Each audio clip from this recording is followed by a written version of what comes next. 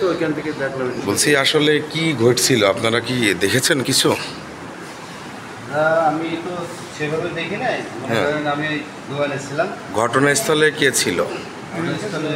কেউই ছিল না। আচ্ছা বলেন কি হয়েছিল বলেন।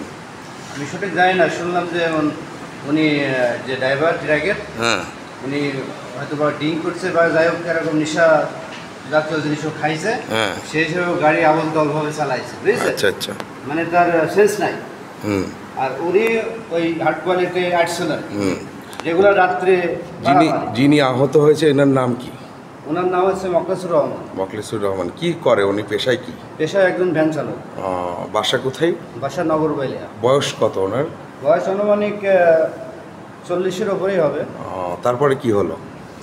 এতটুকু আমি জানি। তারপরে এসে দেখি যে এই অবস্থা, তার গুরুতর আহত হয়েছে। আসলে উনি কি ভ্যানের ওপরেই ছিল, পাখি ভ্যানের ওপরে নিচে নিচে পড়েছিল? নিচে পড়েছিল। আচ্ছা আচ্ছা। হ্যাঁ দর্শক দেখতে পাচ্ছেন যে আমরা উপস্থিত হয়েছি উপজেলা স্বাস্থ্য কমপ্লেক্স হার্ডি হসপিটালে। এমন একটি কন্ডিশন এবং সিচুয়েশনের মধ্য দিয়ে উনি অ্যাক্সিডেন্ট হয়েছে। প্রাথমিক ট্রিটমেন্ট অবশ্য দিয়েছে এখানকার কর্তব্যরত চিকিৎসক। ওনাকে কুষ্টিয়াতে রেফার করবে নাকি কি বলেছে?